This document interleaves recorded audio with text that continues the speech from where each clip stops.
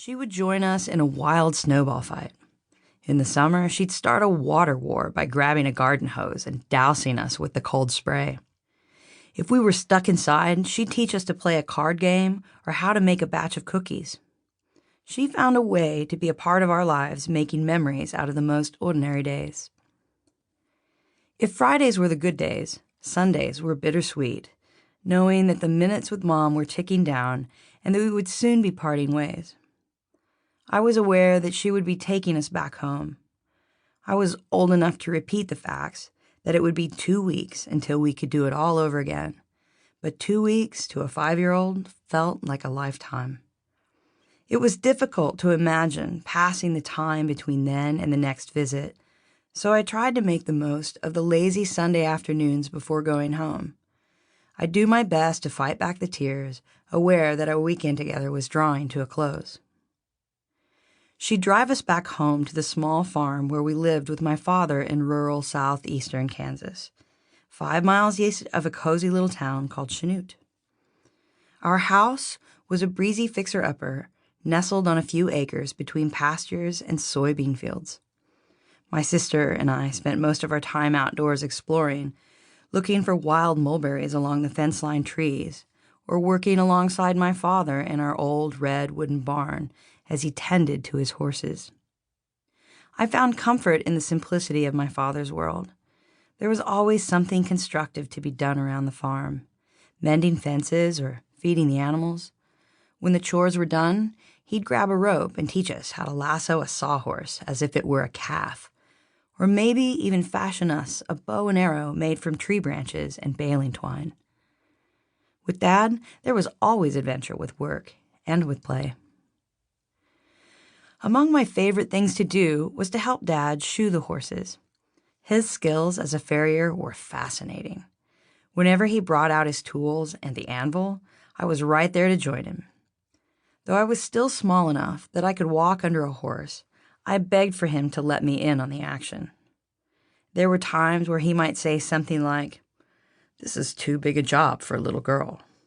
But I wouldn't have it. I wanted to be just like him. So he taught me, perhaps nervously, to pick up the hoof of our mare, hold it between my knees, and file it down. It didn't matter that I only had the strength and coordination to last for a few seconds. He let me be a part of his world, and I was overjoyed. While other little girls were playing with dolls and dressing up, I found my stride alongside my dad as a happy little tomboy. My father faced his fair share of criticism for supposedly letting his pretty little girls run wild. I was happy as I could imagine when I was knee-deep in mud, fetching the horses from the pasture. However, Grandma Knapp did not see it that way. There were the odd Sundays when Grandma insisted that we clean up, put on dresses, and head to church with her. Yielding to his mother's insistence that we should at least try to act like little ladies, she would squeeze us, against our will, into nylons and patent leather shoes, comb out our hair, and send us off to Sunday school. I felt like a lump of meat shoved into an itchy sausage casing. I was the spitting image of Scout from To Kill a Mockingbird. There was nothing more excruciating than to have to try and pay attention to the unwanted, boring lessons about Jesus and the loaves and fishes while trying to manage a pair of creepy nylons running up my backside. All I could think of was changing into a pair of jeans and getting back outside on the farm with my dad. Much of the adult conversation in my father's world in those days was about how his little girls needed a woman's influence. The fear, I suppose, was that we would soon grow so wild and tomboyish that we might eventually be unrecognizable as girls. My mother, with her allotment of 4 days per month, and my Grandma Knapp were doing the best to inspire femininity in us, but it wasn't enough. I think everyone felt a bit of relief when, after a few short years of being a single father, he would meet and introduce us to the woman who would change our lives. I remember being excited about my father's new love. While I adored my father's laid-back style of living, there was some charm we were clearly missing without a woman on the scene.